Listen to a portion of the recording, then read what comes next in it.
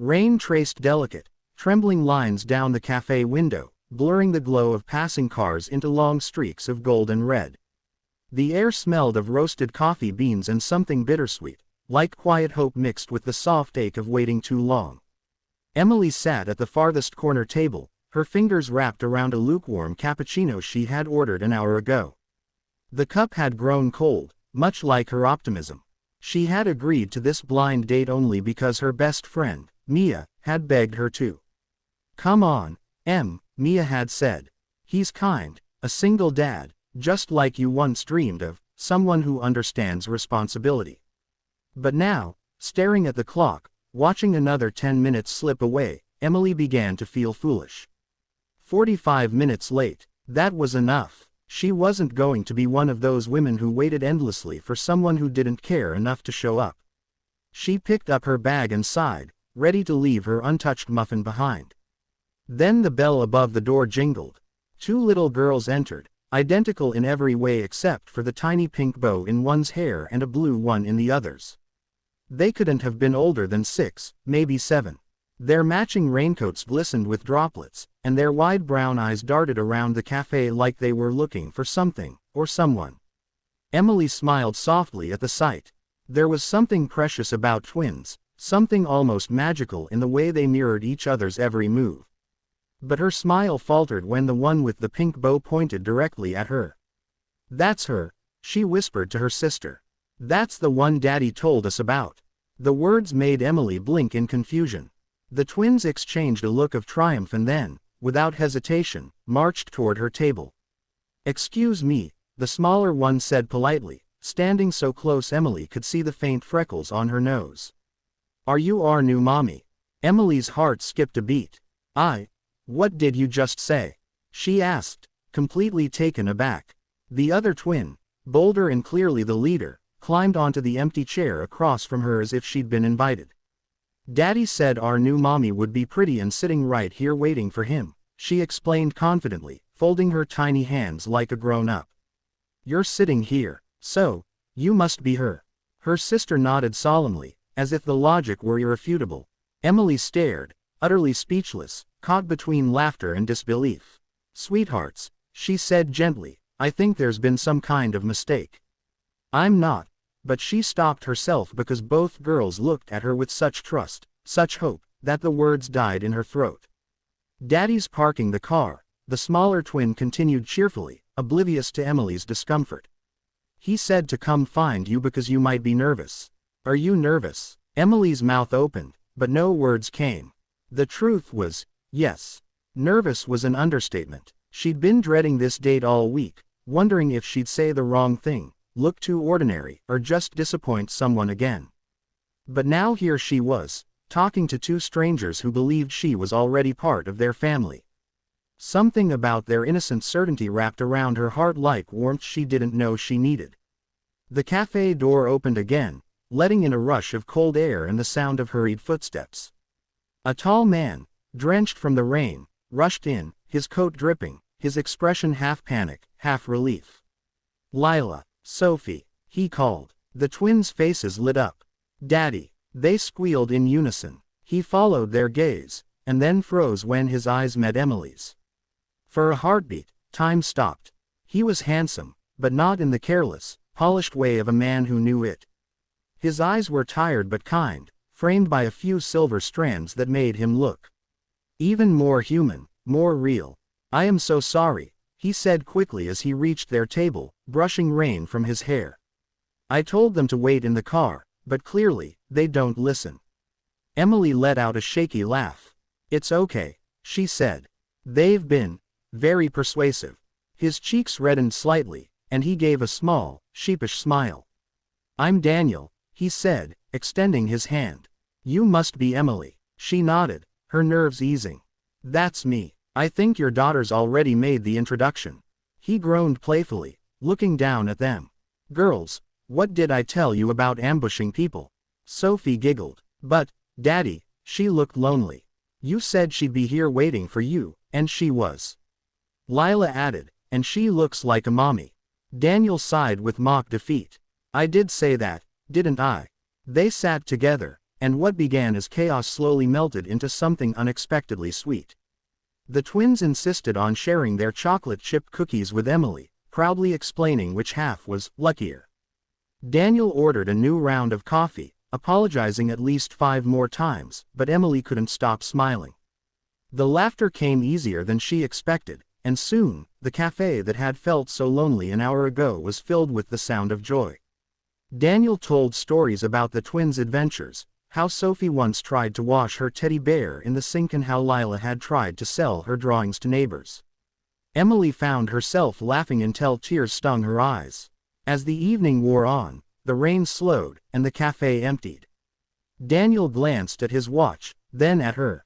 "I'm really sorry for tonight's unconventional start," he said, his tone softer now. "It's been a long time since I've tried something like this. The girls lost their mom when they were 3, and I guess they're still looking for someone to fill that space. Maybe we all are." Emily's chest tightened at the honesty in his voice. "Don't apologize," she said. "They're wonderful, and you're a good dad. I can tell." He smiled faintly, gratitude flickering in his eyes. "Thank you. That means a lot." He stood, gathering his daughter's coats. "Maybe we could try this again sometime," he asked hopefully. Before Emily could answer, Sophie turned to her and whispered, "Please don't go away. Daddy smiles when you smile." Emily's throat tightened. She managed a nod. "I'll think about it," she said softly. When they left, the cafe felt quiet again, but it wasn't the same kind of quiet. It wasn't empty. Something lingered, a warmth that stayed even after the door closed. Emily touched her cup and smiled to herself, unaware that outside in the rain, Daniel's daughters were already asking if their new mommy would come back soon. Days passed, then a week. Emily told herself it had been just a nice evening, nothing more. But the memory wouldn't fade. The laughter, the warmth, the way Daniel looked at his daughters with love that radiated through everything he did. Then, on a quiet Thursday afternoon, her phone buzzed. The number was unfamiliar, but when she answered, a familiar voice hesitated on the line. "Hi, Emily," Daniel said, sounding both nervous and hopeful. "I hope this isn't weird, but the girls haven't stopped talking about you. There's a school family day on Saturday, and we were wondering if you'd like to come." "No pressure, of course." Emily laughed softly. "They invited me, or you did." "Honestly," Daniel admitted, "both, but mostly them." Something in his voice, sincere, unguarded, made her heart soften. "I'd love to," she said. Saturday arrived with sunshine after days of rain. Emily wore a light blue dress and felt more nervous than she had in years. When she reached the schoolyard, she spotted Daniel under a tree, his sleeves rolled up, watching his daughters chase each other in the grass. He smiled when he saw her, and it wasn't the polite smile of a stranger, it was one of recognition, of quiet joy. The twins noticed her seconds later. "Emily!" they shouted, running full speed. She knelt just in time to catch their hug. "You came." "Of course I did," she said, laughing as they pulled her toward Daniel. The day was simple but perfect. They played games, shared cotton candy, and laughed until their cheeks hurt. Emily hadn't realized how much she'd missed this, belonging somewhere, being part of something whole. She watched Daniel from across the field, the way he carried his daughters on his shoulders, the way he laughed when they smeared paint on his face during an art booth game. There was a steadiness about him that drew her in, something deeply comforting. Later, as they sat on a bench while the twins played nearby, Daniel turned to her, his tone soft. "You know, I didn't expect them to connect with anyone like this," he said. "They're usually shy around strangers." Emily looked at him, smiling faintly. "They're not shy. They just needed someone to listen." He nodded, then hesitated. "And me?" he asked quietly. "What do I need?" Emily looked down, her heart racing. "Maybe the same thing," she whispered. "Someone to listen. Someone who stays." They sat there in silence, the kind that says everything words can't. Then Sophie ran over, holding a flower she'd picked from the grass. She handed it to Emily. "This is for you," she said proudly. "Daddy says you make everything brighter." Emily's breath caught. Daniel looked embarrassed, rubbing the back of his neck. They twist my words, he muttered, but his smile gave him away. As the sun began to set, painting the sky in soft oranges and pinks, Daniel suggested ice cream. They walked to a small shop nearby, the twins skipping ahead hand in hand. Emily and Daniel followed behind, their shoulders brushing occasionally. When they sat down with their cones, Sophie suddenly climbed into Emily's lap. "Daddy," she said with a grin, "can we keep her?" Daniel nearly choked on his ice cream while Emily burst into laughter. "Sophie," he groaned, but Emily only tightened her arms around the little girl.